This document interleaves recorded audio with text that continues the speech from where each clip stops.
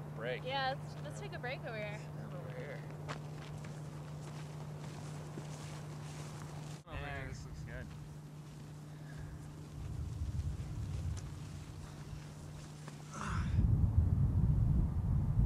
Sure is a pretty day out here. Yeah, although it's a bit hazy. Oh yeah, it is. Is that pollution? Yeah, I think so. Yeah. Yeah, it seems like it's mostly in the valley. I wonder, does that pollution get up to here into the mountains? You know, it kind of looks like it is going up that way. It's kind of gross, yeah? Yeah, I wonder if there's more pollution down in the valley or more in the mountains. I don't know. Is there a way that we could test that? Yeah, that's a good scientific question. Yeah. Well, You we're know- scientists. Maybe we can find a way to measure that. You know, it's the springtime and there's still snow up on these mountains. I wonder if we could measure the snow somehow. Yeah, that's a good idea. Yeah, we could get the whole season long of the snow and see how much pollution is in it. Yeah. Maybe measured at different heights along the way. Yeah, that would be See a if it really fun changes. experiment. And that would totally answer our question. Yeah, we could have our scientific questions. So the next thing we need to do is do some research about our questions. So see what other people have found about whether there's more pollution in the valley or in the mountains. All right, sounds good. Let's go. To the library.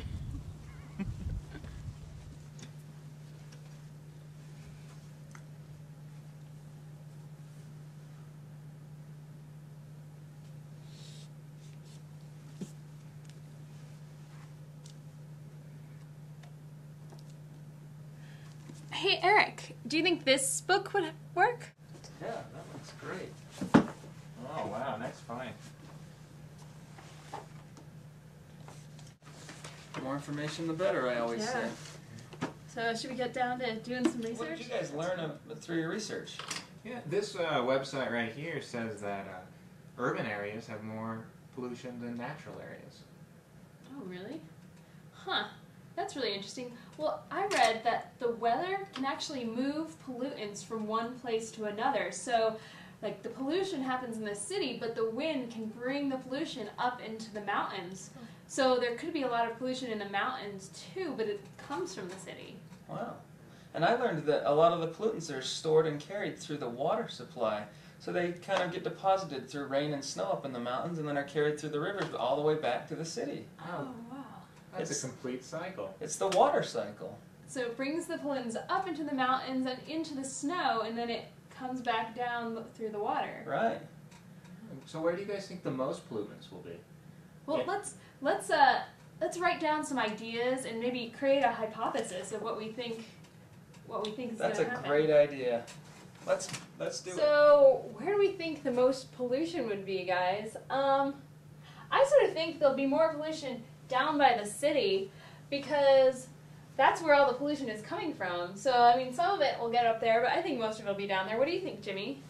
I don't know. I think that all the pollution is starting here, but that most of it is getting moved up here. So I think maybe most of the pollution's up top here, where most of the precipitation happens in the form of rain and snow. I think those are both very good thoughts. We just need a way to test them to see who's right.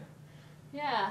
So what's our hypothesis going to be then? So we have two ideas. One, that it's more pollution down in the valley and closer to the city, or more that's in the mountains. So we need to come up, what is our hypothesis? Well, now that I think about it a little more, maybe all of this pollution does run back down in the form of water, back to the yeah, city. that's right. So the pollution moves up into the mountains in the form of snow, but then moves back. So probably there'll be more pollution down in the city. Yeah, What do you I think, agree guys? with That sounds good. So, okay, so that's our hypothesis, is that there's going to be more pollution closer to the city. Okay, so we have to design our experiment. So how can we measure pollution? That's what we want to find out. What can we measure? So this book says that a type of pollution is acid rain, and that you can measure how acidic the rain or snow is by looking at pH. Awesome. Okay, so we'll measure pH. That's a good one. And so what else can we measure to figure out how much pollution there is?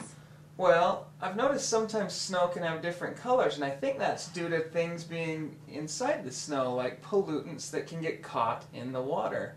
So maybe if we look at the color as well. That's a good idea. So we'll look at the color and like whether it's like brown or yellow snow or something. I think that's a really good idea. So measure pH and color, and we need to figure out where we're going to measure. So let's see. So we have the mountains here. And we're comparing it to valley. the city, so we probably want to measure in both.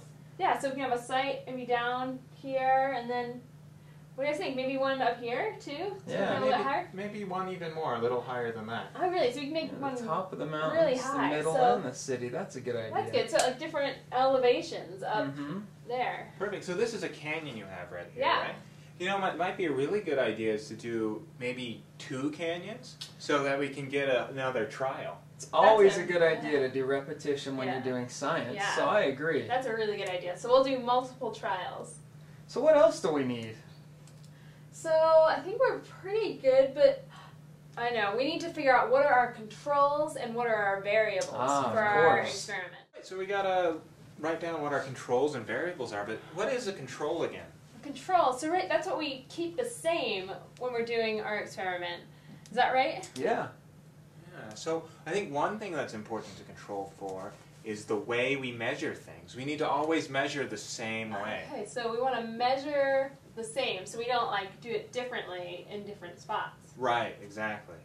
And, you know, we probably want to make sure when we pick our sites that they have the same sort of environment around them. We want similar sites so that there's not a lot of trees or bushes or rocks that can change the data that we're getting for that site. Stuff that could fall into the sample. Exactly. Oh, that's a really good idea. And when we picked our sites, we made them at the same elevation in the different canyons, so they're not really high in one canyon, really low in another canyon. So the elevation is another control. Yeah, that's important. The weather can change with elevation, so that's... Alright, so if the controls are what we're keeping the same, then the variables must be what we're changing, right? Right. Yeah, what we're so what are we changing? Well, the only thing we're changing is the distance from the city, because we want to know, is pollution higher levels close to the city or far away? So we only have one variable, right? Right. Okay. Alright. Well, it sounds like we've got a good experimental design here, guys. Yeah, The only yeah. thing that's left is to go out and have the fun of actually doing the research. Let's head to the canyon. Let's do it.